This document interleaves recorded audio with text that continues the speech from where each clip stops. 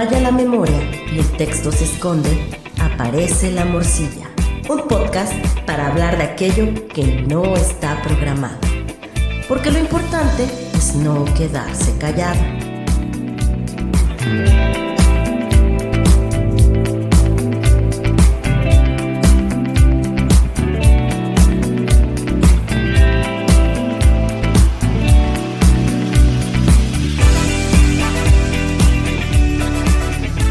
Sea usted bienvenido, bienvenida a esta nueva emisión de La Morcilla, porque lo importante es no quedarse callado. ¿Cómo estás, Teo? Muy bien, maestro Miguel Lugo, aquí en una nueva emisión, ya no sé ni cuál es, pero pues ahí vamos. Bueno, yo le comento, es el episodio número 10 de la temporada número 2. En teoría deberíamos estar terminando temporada justo con este episodio. Ah, claro. ¿De qué se va a tratar, pues? Híjole, pues pues miren, es que ustedes no escriben. Entonces, si no escriben, pues la gente que escribe, pues nos dice, hablen sobre algo. Nos pidieron hablar sobre la mafia, el poder, ¿no? En el teatro. Y nosotros hicimos ahí la traducción, porque bueno, pues no todo es mafia, pero sí todo es poder. Entonces vamos a abordar algunas cuestiones interesantes sobre el poder, que el poder ¿cómo decirlo? No como esta instancia gubernamental o de fuerza que se impone sobre todos, pero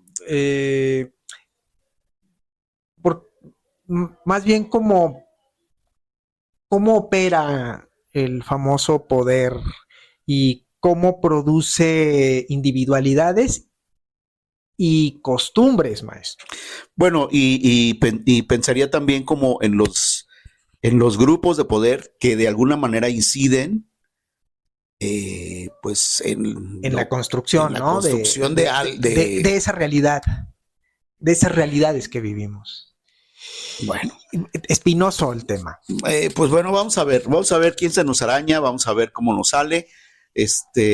Porque sí, definitivamente es un tema, pues como tú dices, es complicado, espinoso. Fíjese que yo sí tendría que hacer una advertencia, ¿no? Por esto de que decía, o sea, yo no quiero andar como chivo en cristalería o entaconado entaconado en medio de tanto descalzo, ¿no? Que no se nos vayan a ofender, por favor. Oigan, Irene. No, que se ofendan. Oféndanse. No, o sea, en el sentido de que el poder no es una cuestión que solo sucede en Guadalajara o solamente en el centro de Guadalajara o lo que es peor, solo en el grupo de poder que opera en el centro de Guadalajara que opera en el teatro. No, el poder es una entidad que está en todos los grupos humanos. Entonces, vamos a analizar el poder de una manera bien objetiva. Bueno, ¿y qué es el poder para empezar? Híjole, yo aquí quiero empezar con algo, porque conceptos hay muchos, muchísimos, pero yo no empezaría por un concepto en particular porque eso ya nos determinaría seguir por esa línea. Yo quiero partir de una cosa que dice uno de mis filósofos favoritos, Michel Foucault, cuando habla de que el poder no se tiene, el poder se ejerce y que este poder además es transversal, es decir, no es esta cosa vertical que todos imaginamos, ¿no? Ay, mira, el de arriba me pisa, el de arriba me escupe. No, creo que, y más en el teatro, como fenómeno social, creo que sucede esta cuestión de que hay una línea horizontal, ¿no? No vertical, sino horizontal, que sostiene a las redes de influencia de las redes de poder, ni más ni menos. ¿O cómo ve usted? Estoy tratando de entender eso. Porque, por ejemplo, lo decíamos ahorita, que un poquito antes de empezar hablábamos de cómo de repente, o fue al principio del programa, que hablaba usted de cómo los grupos influyen en la creación de realidades, en la creación de ejercicios y en la creación de esquemas de poder, de discursos, de estéticas y de poéticas, etcétera, etcétera, influyen, pero ellos no saben que están que están siendo influenciados y que con esa influencia están sosteniendo un esquema de poder mucho más fuerte. Por eso digo que es horizontal. O sea, hay una especie como de, bueno, vamos haciendo filita para poder sostener a este monstruo. Y que claro, que quien está arriba en la cuestión del poder, o quien está, no arriba porque habíamos dicho que no era vertical, pero quien está detentando ese poder por medio del ejercicio, pues claro que está bien feliz porque se encuentra con un montón de gente, no solo que piensa como él, sino que sostiene o le ayuda a sostener el discurso de aquello que le permite seguir manteniendo o ejerciendo el poder. En ese sentido, maestro, más o menos. Bueno, pues creo que con esto ya hay un poco más de claridad. A mí se me vienen a la mente pues varios ejemplos de personas, grupos, colectivos o grupos de interés, como decíamos en la ocasión anterior, que impactan de alguna manera en la forma en que se hace y se consume el teatro en Guadalajara. Exacto. Porque lo que pasa es que ustedes no saben, pero ya hicimos una primera versión que quedó ahí para el archivo, donde hablábamos de grupos de poder y grupos de interés. El grupo de poder es el que detenta el poder, ¿no? El que lo ejerce, más bien dicho, y que lo ejerce detentándolo y lo detenta ejerciéndolo. Es decir, que toman decisiones por nosotros,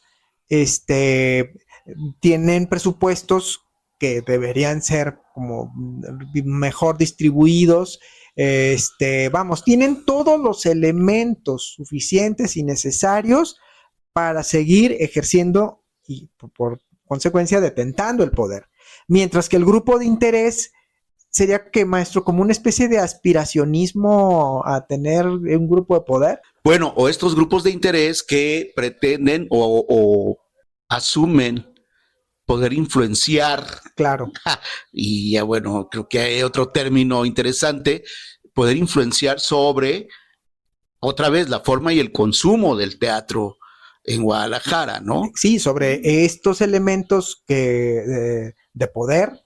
Y también, ¿por qué no decirlo? O sea, también buscan influenciar a quienes detentan el poder institucional o ejercen el poder institucional, es decir, las políticas públicas y los funcionarios y los gobiernos, ¿no? Pero nada más influenciar, mientras que el grupo de poder, bueno, si el grupo de interés quiere influenciar, el grupo de poder desayuna con ahora sí que con las instancias o los entes de poder. Sí, hombre, se sientan a la misma mesa. Y punto. Comen y deciden cuánto quiero que me sirvas.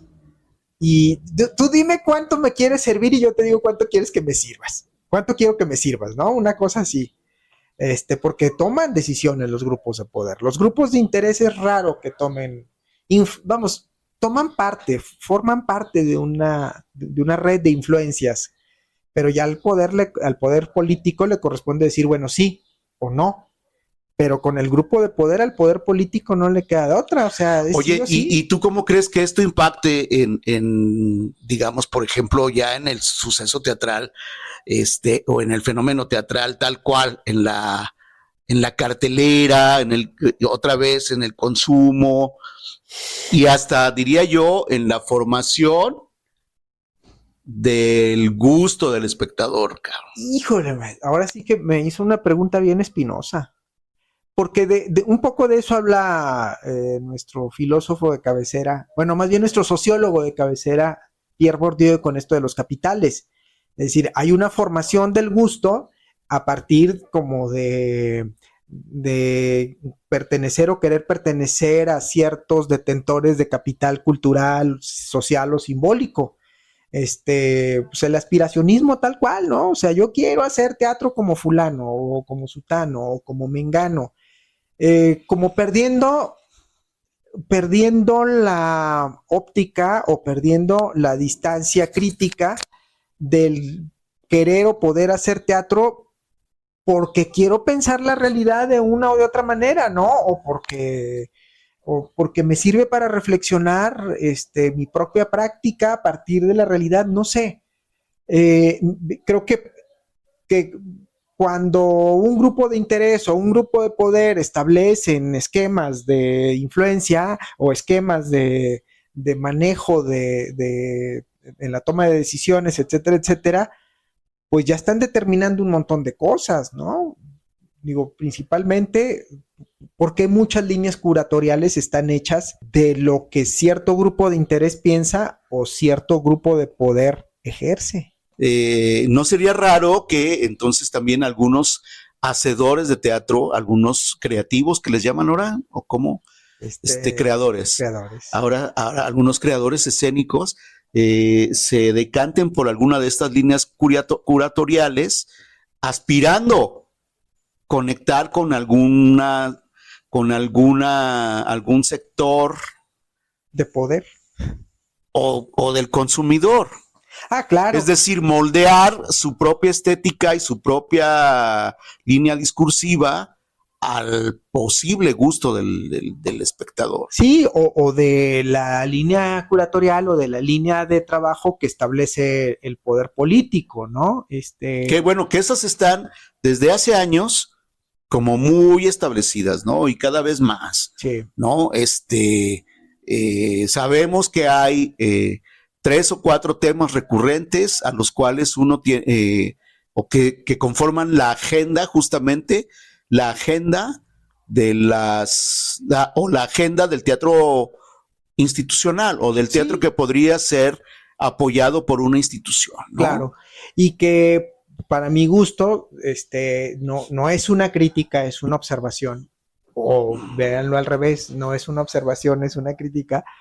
¿Qué tanto achata el panorama? Sí, claro, porque entonces ahí van 50 obras sobre desaparecidos, 50 obras sobre la migración, 50 obras sobre género, ¿no? Sí, y que, a ver, yo lo que quisiera es solicitar, pedir, por favor, una reflexión a partir de cómo es que cómo se determinan estas líneas curatoriales. Si bien es cierto, el Estado tiene una obligación de poder,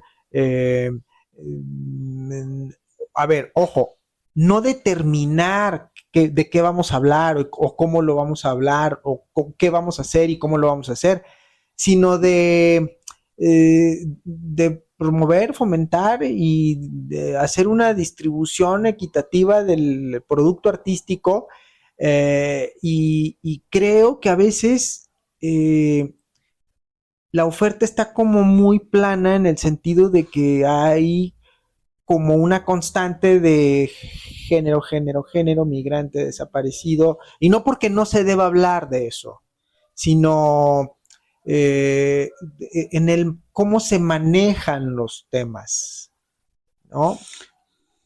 Y creo que nos estamos metiendo en un terreno bastante pantanoso, pero creo que sí es necesario hacer una pausa, parar, observar cómo está el panorama y ver, por ejemplo,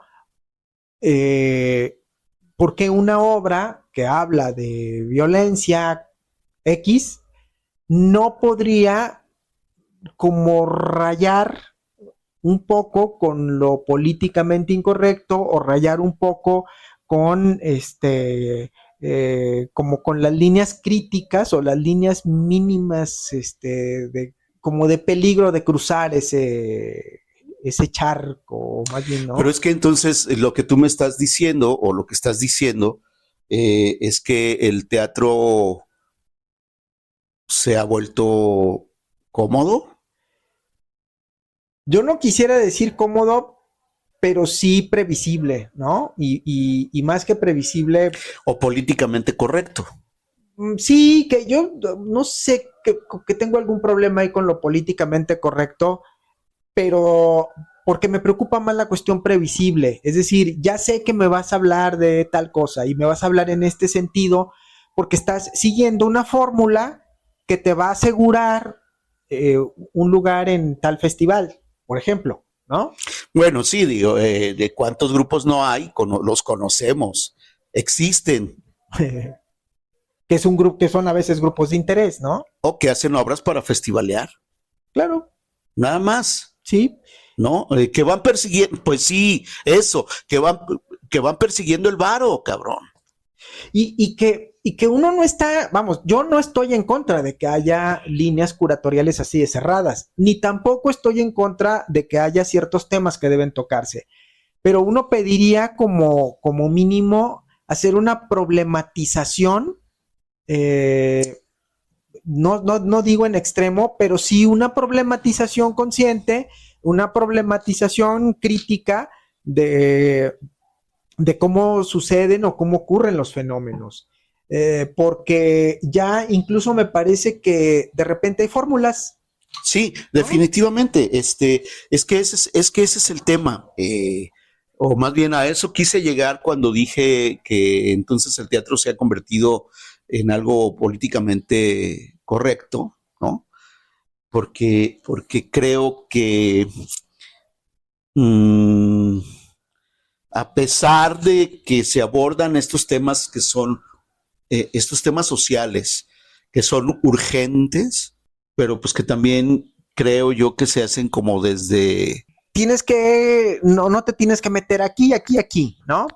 Pero yo insisto en esta cuestión de la problematización, porque yo no creo que hablar o no hablar, vamos, y menos con, por ejemplo, con el alcance que tiene la distribución, el teatro, por ejemplo, en Guadalajara. Yo no creo que una obra de teatro que hable tratando de no victimizar o revictimizar a una víctima de desaparición forzada o de violencias de género, vaya a ayudar en algo a que la señora que vive en Tonalá o en la Jalisco o incluso en Chapalita, ¿no? Y que está siendo violentada, le vaya a cambiar la vida, ¿no? Porque una cosa es la formación de una conciencia crítica, estética, jurídica, ética, política, etcétera, etcétera, que son cuestiones como de muy largo aliento, porque no, o sea, una obra de teatro no le va a quitar al golpeador lo golpeador. Eso es una realidad. Y otra muy diferente, la atención puntual de los problemas en el momento y en el sitio exacto. Y creo que ahí es donde el Estado está fallando. Y que de alguna manera se puede lavar las manos diciendo, bueno, pero mis líneas curatoriales en teatro o en danza o en música no tocan lo políticamente incorrecto. Pero yo ahí también preguntaría, ¿que la problematización no implicaría poder ver el cielo desde el infierno, maestro, o el infierno desde el cielo? Creo, ¿no? También. Si vamos a hablar de problematización, es eso. Pero es que ellos te pueden decir, pues es que pues, mi agenda aborda esos temas. Sí, y tal cual dijo usted, agenda, como algo preestablecido. A riesgo de parecer de ultraderecha, porque casi estoy seguro que alguien diría, no, es que Teófilo es de ultraderecha. Pues no, no, entonces no me conocen, no han visto mis obras. Porque de repente se entiende eso, ¿no? Es que si no hablas de esto, eres del otro lado, si no hablas de tal o cual cosa, entonces estás a favor de, o si apelas a lo políticamente incorrecto como manera de descalificar estos temas, pues eres facho, o eres de derecha, o eres de ultraderecha, o eres, no sé, ¿no? Y creo que no se trata de eso. Si algo creo que caracteriza al arte, yo le decía mucho a mis alumnos de artes visuales, el arte como fenómeno es una especie de pescadito, ¿no? De estos pescaditos que uno quiere agarrar y se escapan, y que lo quiere uno volver a agarrar y se escapa, porque si revisamos las definiciones o los conceptos de arte en el Renacimiento, a los conceptos y definiciones de arte en este tiempo, nos vamos a encontrar con una disparidad tremenda. O sea, se conserva cierta esencia, pero hay una disparidad porque todo se tiene o se lee a partir de la óptica de los tiempos. Y creo que en unos años pudiera haber una ruptura en ese sentido. Bueno, ya no voy a dejar la agenda libre, ¿no? ¿Qué es lo que tendría que hacer un poco el Estado? Deja la agenda libre, ¿no? Sí, bueno, pero definitivamente no, lo que he dicho. No sé cuántos años tiene donde, bueno, sin ir más lejos, los apoyos, los estímulos estatales claro, tienen una serie digo, no tengo aquí la convocatoria abierta, pero te dicen, bueno, se dará prioridad a aquellos productos escénicos que aborden los temas de bla, bla, bla, bla. Exacto. ¿No? Y creo que a mí me parece un arma de doble filo. Es decir, sí, porque entonces nos constriñe, tal cual lo estoy diciendo, nos constriñe como agente de poder público. Sí, claro, porque entonces yo puedo decir, yo leo eso y digo, pues, ¿y para qué me inscribo? Si no, o sea, mi obra no habla de eso. Y el otro extremo, entonces voy a hacer una obra de eso. Pues ¿no? Es lo que dije hace ratito, sí, decir, o cuántos colegas han sido capaces de torcer su giro, o sea, su línea estética o poética hacia estas, digamos, hacia estas temáticas, estas tonalidades, porque se cree que podría asegurarte un lugar, por ejemplo, en la muestra estatal de teatro o en la muestra nacional de teatro. Ahorita vamos a hablar de eso, ¿eh? Sí. O en las convocatorias de programación. ¿Te parece bien que hagamos una pausa acá? Hagamos una pausa.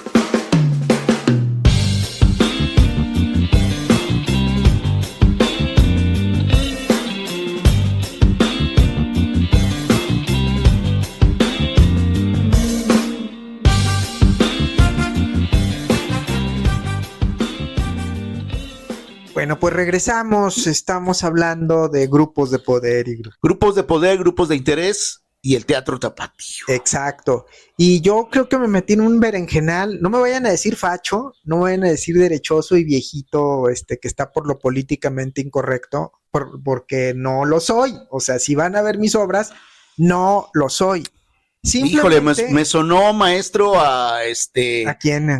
Me sonó, con todo el respeto que me mereces, pero dijimos que no íbamos a hablar de agenda cultural, cabrón, y lo que acabas de hacer me sonó a no se pierdan este próximo 2 de julio La fortuna de Don Fortunatito. ¿Cómo chingo se llama? No, es el tesorito, Don Fortunato. Bueno, que va a estar en el Ágora del Exconvento del Carmen a las 7 de la tarde, el 2 de julio de 2026. Dijimos que no íbamos a hablar de eso. Ya que estamos, pues, digamos, echemos el comercial.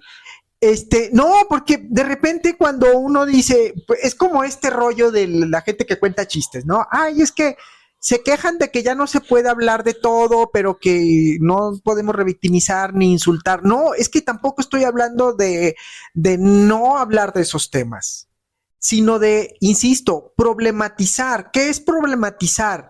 Hacer un análisis del fenómeno, de los elementos que lo componen, de cómo aparece en nuestra sociedad, cómo podemos reflejarlo simbólicamente y cómo poder introducir en el discurso público elementos nuevos de diálogo.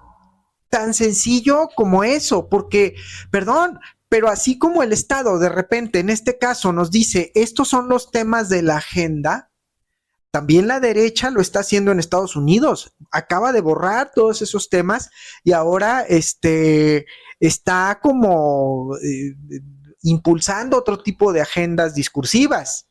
O sea, también podría pasar que llegue un gobierno de derecha y diga, pues la agenda es hablar de racismo, hablar de clasismo y hablar de cómo los inmigrantes nos están robando el espacio y el aire, ¿no? Por ejemplo. No, creo que el asunto de la creación artística, cuando se le constriñe o cuando se le conmina hablar de ciertas cosas, y le da, es que no quiero decir prioridad, más bien le da como cierta importancia a una agenda con tal o cual intención, híjole, pues entonces, ¿dónde queda la libertad de creación artística?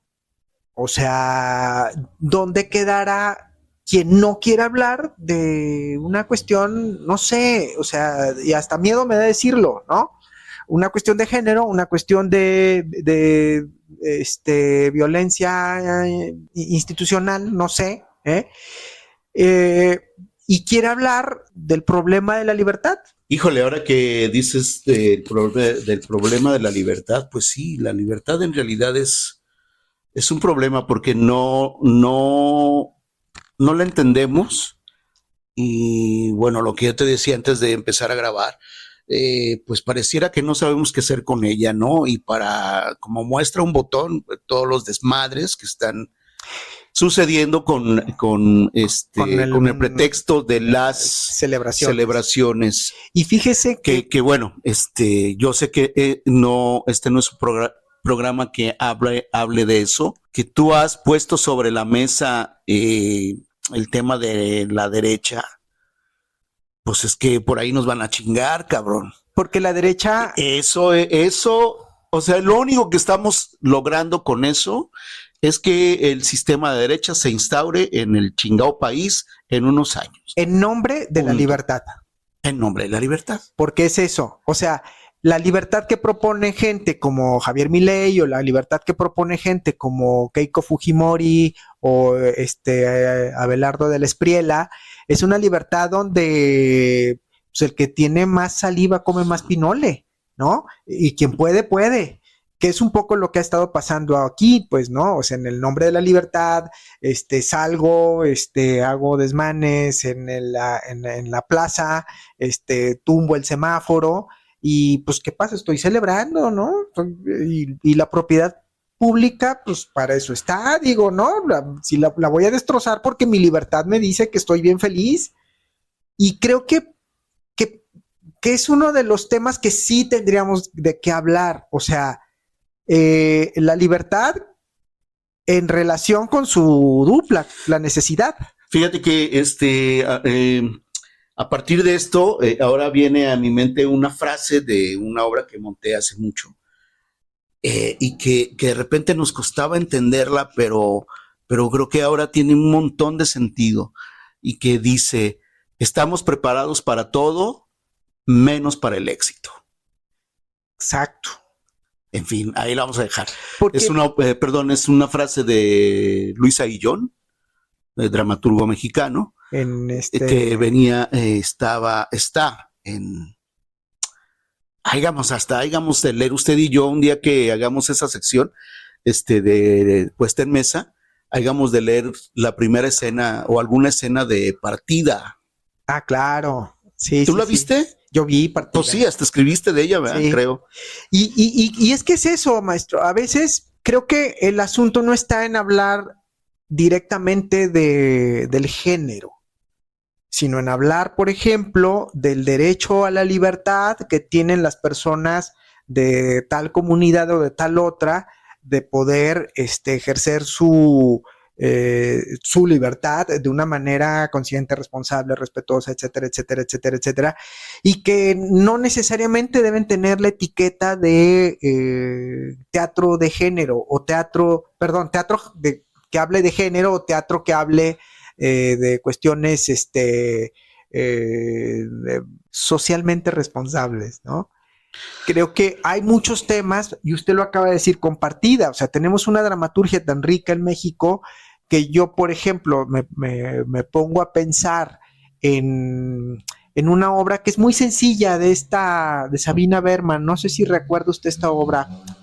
Entre Pancho Villa y una mujer desnuda. Oh, sí. Que ahora no sé si la acusarían de violencia de género. Pues no creo, maestro. No acaba de hacer una temporada muy larga, por cierto. Sí. En Ciudad de México. En el Zócalo. En el Zócalo, ¿no? Sí. Es decir, Pero yo lo pensaba, ¿no? O sea, en la película se ve una cuestión ahí como muy violenta hacia la mujer, etcétera, etcétera.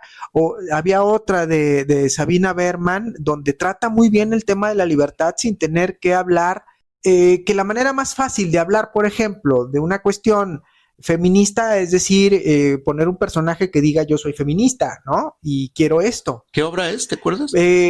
Los 10, no. No, es una de las primeras obras que escribió, muy cortita, por cierto. Es un triángulo amoroso. Muerte súbita. Muerte súbita, por ejemplo, donde habla Sabina Berman, según yo, de una manera muy puntual y muy acertada de la cuestión de la libertad.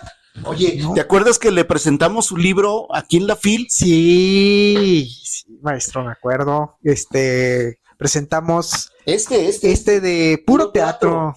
Sí, hicimos una lectura ahí. Bueno, presentamos, es un decir, porque tú dirigiste esa lectura en nombre de La Nada Teatro, yo no estaba.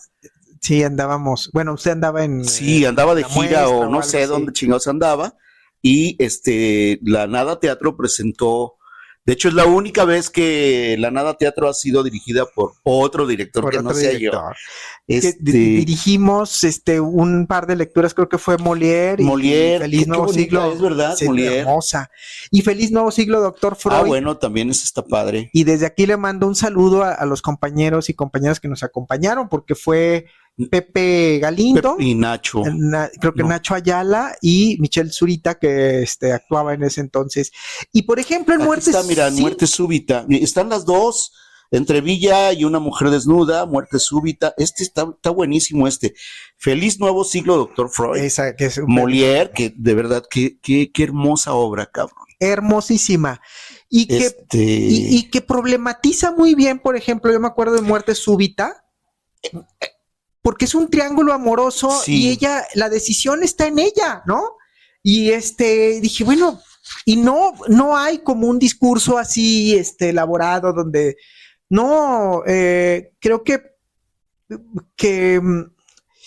híjole, a ver si no me empantano más, pero creo que más que en lo que diga una obra, está en el manejo tonal, en el manejo intelectual, en el manejo de pensamiento, que integre los elementos de la puesta en escena, porque finalmente no es lo que diga la obra, sino cómo dice la obra. No quiero que se malentienda que, pues que ya no se pueden hacer chistes de tal o cual cosa. No, a mí me parece un reduccionismo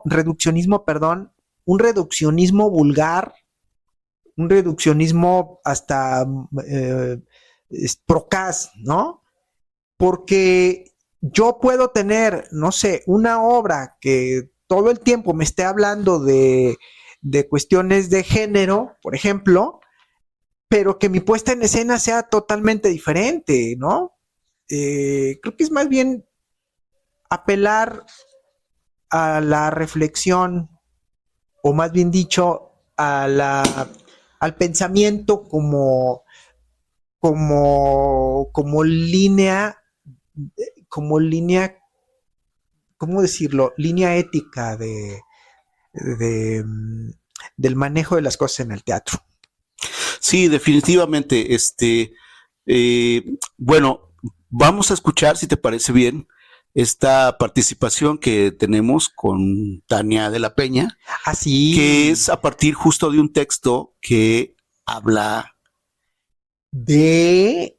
Fíjese bien, Agustín de Rojas, hablando en el siglo XVII, si no mal recuerdo, 1600 y algo, de los diferentes grupos, cómo se constituían y a partir de qué. Es decir, había desde un grupo, no se vaya a reír, maestro, había desde un grupo que tenía una persona que era el bululú, que iba de pueblo en pueblo, contando historias como si fuera un bufón, hasta el ñaque, que eran dos, la compañía, que eran varios, y curiosamente cada agrupación tenía como un cierto manejo de elementos de poder según el tamaño o según la influencia que tuviera en un pueblo, en en un ente de poder, etcétera, etcétera, y que se podían ir para arriba, ¿no? En un momento dado. Y Agustín de Rojas hace en este fabuloso libro que se llama El viaje entretenido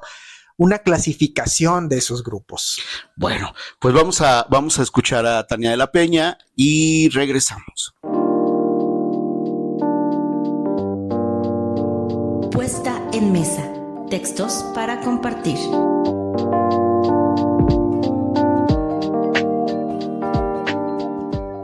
Soy Tania de la Peña y esto es Puesta en Mesa, Textos para Compartir. En las compañías hay todo tipo de gusarapas y baratijas. Entrevan cualquiera costura. Saben de mucha cortesía. Hay gente muy discreta, hombres muy estimados, personas bien nacidas y aún mujeres muy honradas, que donde hay mucho es fuerza que haya de todo.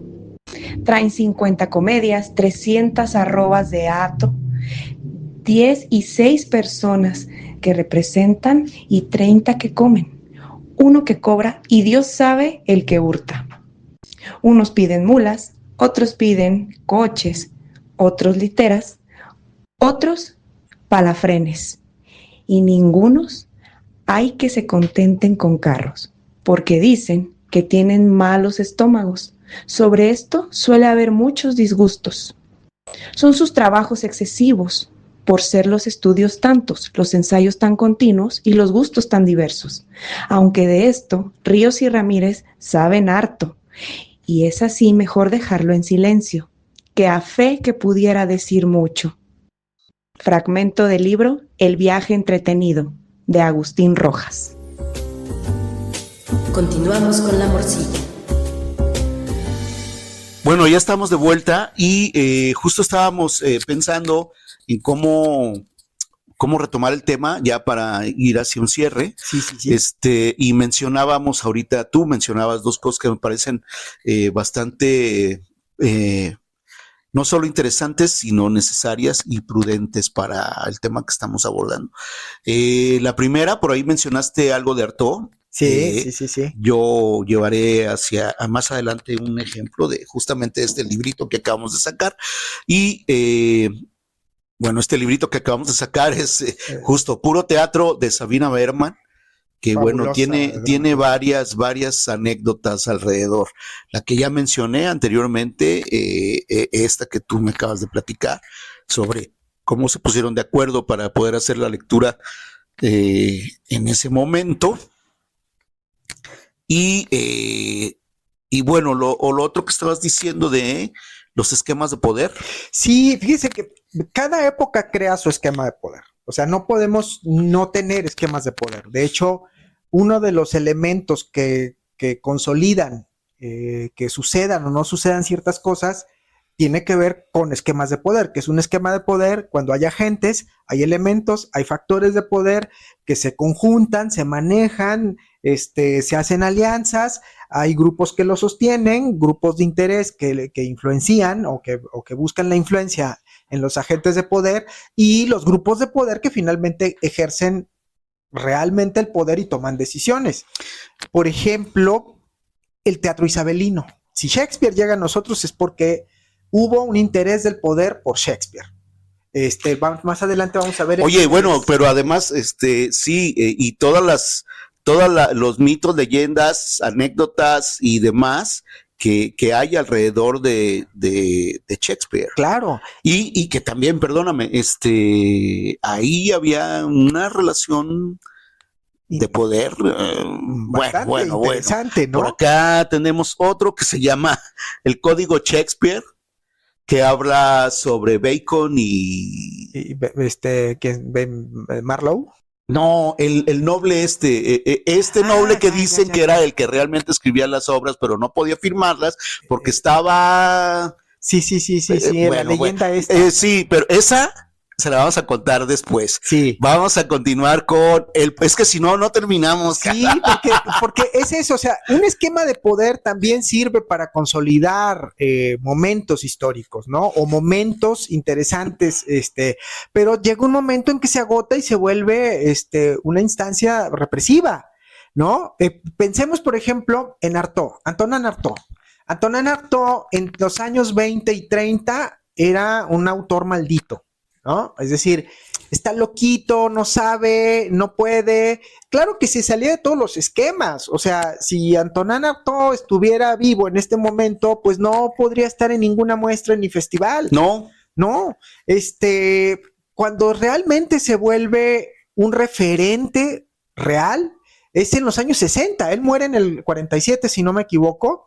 Y murió apestado, ¿no? Porque hasta la última grabación que hizo en la Radio Nacional de Francia para terminar con el juicio de Dios, la enlatan y la dejan ahí guardada, y hasta los años 60 que lo redescubren y dicen, oye, se me hace que Artaud nos quería decir algo, pero estaba al margen del esquema de poder.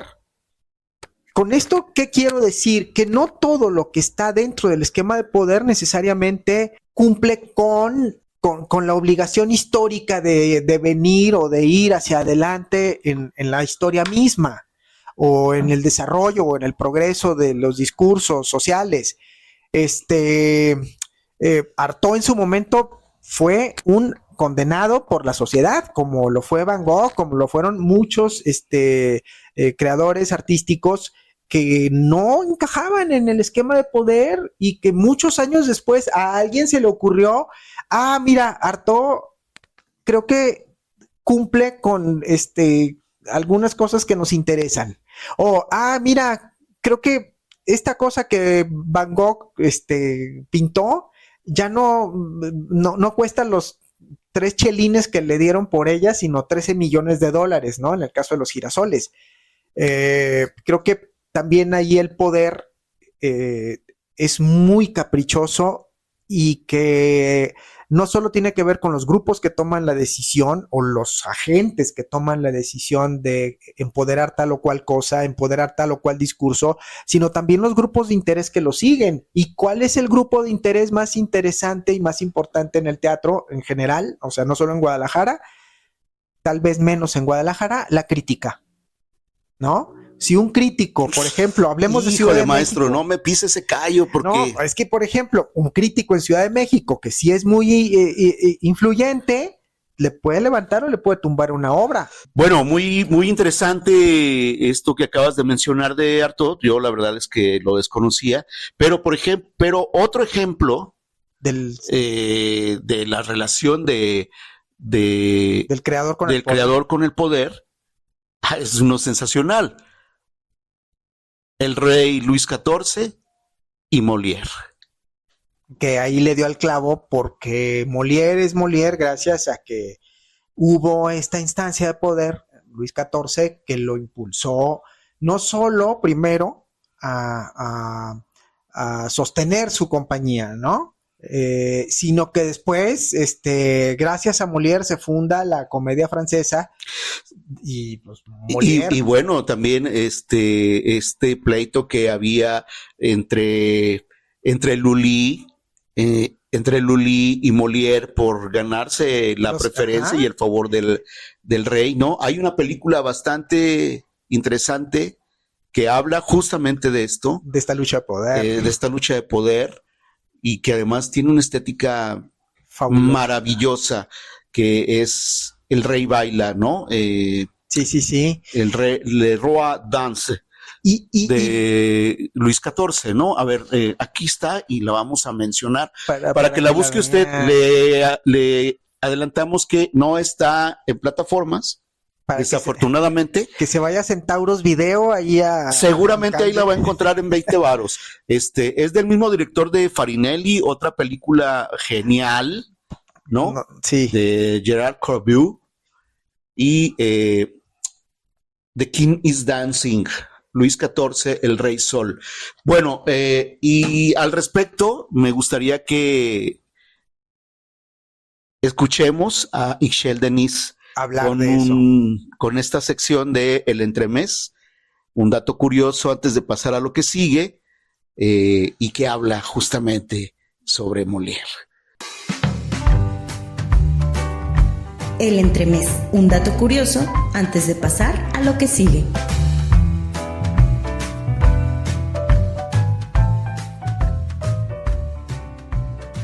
Molière es uno de los grandes dramaturgos de la historia, pero en vida fue parte de un grupo de poder tan influyente en la corona francesa que le trajo varias enemistades, principalmente con agentes sociales, culturales, políticos y religiosos.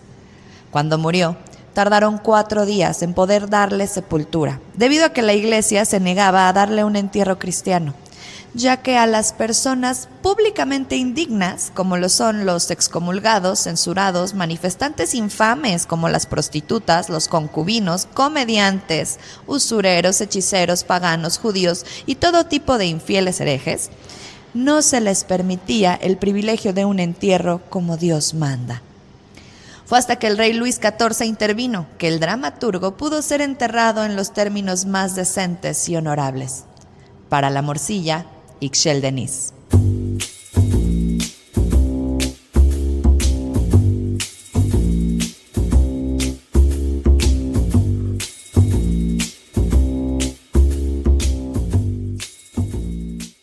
Te comentaba, Teo, que tengo una anécdota justo con esta obra de Molière, de Sabina Berman, que está en este libro. Es una compilación que se llama Puro Teatro, de Sabina Berman. Está en el Fondo de Cultura Económica, seguramente muy barato, pero sí, es pues una compilación que trae, son creo que 8 piezas, 8 o 10 piezas. Pero lo mejorcito. Pero de lo mejorcito que ha escrito Sabina Berman. ¿Tú te acuerdas, Teo, cuando uno se postulaba para dirigir a la Compañía Estatal de Teatro? Claro, maestro, claro. Bueno, en aquel entonces yo busqué a Sabina Berman, le pedí los derechos de Molière, me dio los derechos de Molière, apliqué a la convocatoria y no me la dieron, cabrón. Bueno, pues así pasa, ¿no? Lo que pasa es que creo que para poder hacer un montaje de estas características, pues sí necesitas el apoyo y el sostén de una institución, porque Claro. para empezar es un elenco grande. Oiga, Con Sí, sí, muchos requerimientos técnicos y vivir en otro estado. y vivir en otro estado. Bueno. Perdón, Jalisco, perdón. Oye, lo que sí es que sí vi el montaje en Ciudad de México, ¿eh? Sí, que dicen que fue Estaba chingón, cabrón. brutal, ¿no? La neta sí. ¿Quién era Molière? ¿No era Héctor Ortega? Era Héctor Ortega. Qué bárbaro, Héctor Ortega. Escenografía de Pascal, sí. No, maestro. Bueno, pues sí, yo hubiese querido en algún momento montar esta obra de Molière, pero mire, búsquela, léala, Por de verdad favor. es que es un deleite. Y ayúdenos a formar un grupo de poder para poder un día montarla aquí en Exacto. Pues nada, Háganos caciques. háganos caciques. Pues, Teo, no sé si estamos llegando a la conclusión. Sí, yo terminaría por regresando a Michel Foucault, hablando de esta cuestión del ejercicio de poder, que no es vertical, insisto, es horizontal. Y de algo que se da mucho en los grupos de poder de aquí, de estos lados, el poder pastoral. Es decir, el poder de un ente todopoderoso que puede tomar decisiones, que tiene poder no solo de agencia, sino de interlocución con el poder directo, con el poder real, ¿no? Por así decirlo, que es el poder político y el poder del dinero, etcétera, etcétera. Y que puede decidir sobre vidas y haciendas, ¿no? Una especie de Pedro Páramo, pero que, señoras y señores, nosotros sostenemos esas formas de poder. El poder pastoral no sobreviviría si no fuera por el interés de estar dentro de la grey, dentro del rebaño, y aspirar en un momento dado a brincarle al cuello al pastor y tumbarlo. Bueno, en estos 60, 70, 80 segundos que ha durado tu comentario, han venido a mi memoria ejemplos varios del teatro Local. No los vamos a decir No los vamos a decir. porque creo que en realidad nos sumaría, pero de que existen, como dirían, existen, están entre nosotros.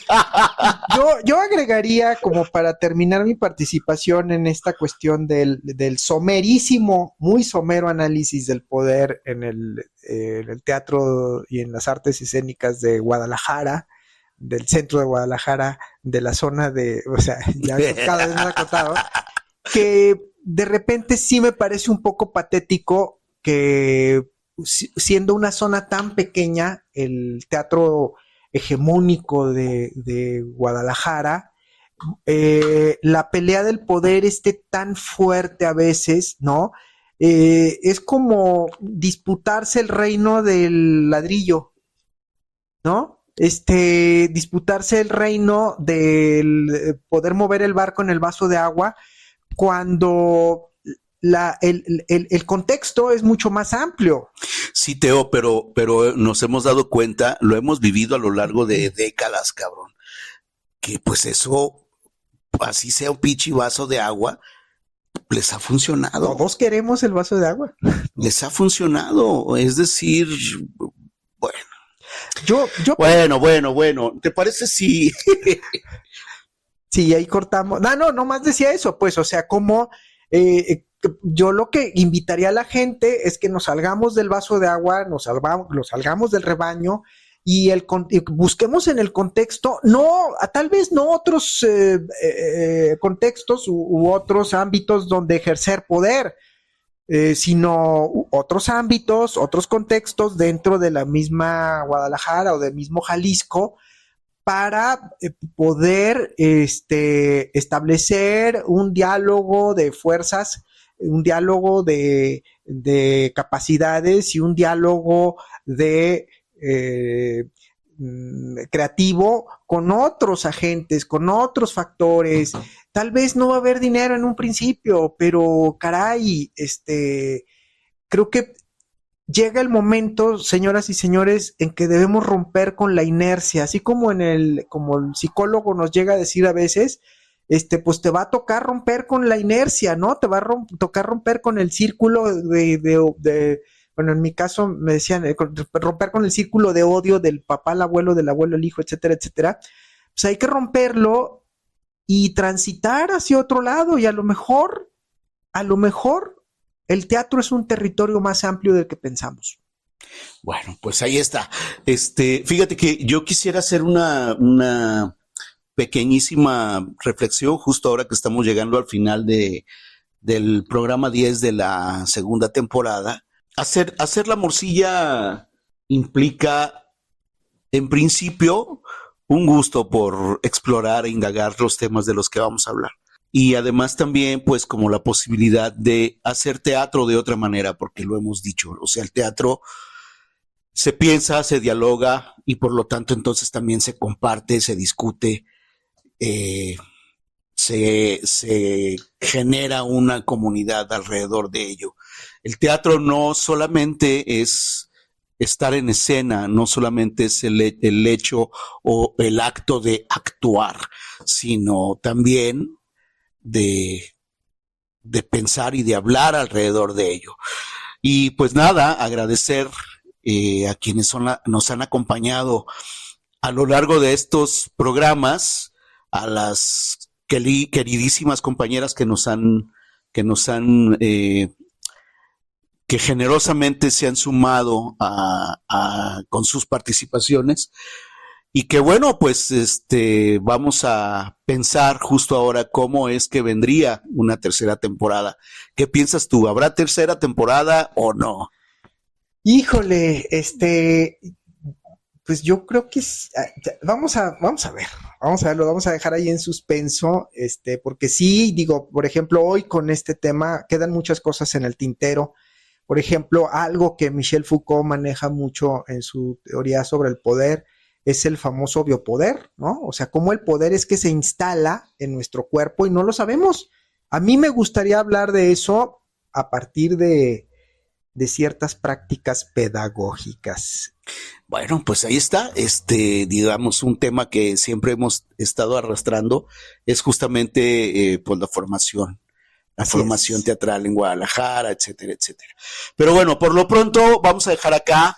Muchas gracias por escucharnos, muchas gracias por su atención y gracias por gracias. ayudarnos a pensar el teatro en esta ciudad de Guadalajara. Síganos ayudando a pensarlo, comentando, mandándonos cartas, mandándonos cartas. Oye al otro. mentándonos la madre. Bueno, mi buzón está vacío, maestro. En algo lo tengo que ocupar. Mándenos mails, miéntenos la madre, díganos si estamos equivocados. Nos encantaría dialogar con usted. Muchísimas, muchísimas gracias. Hasta la próxima. Esto fue La Morcilla. Porque lo importante es no quedarse callados.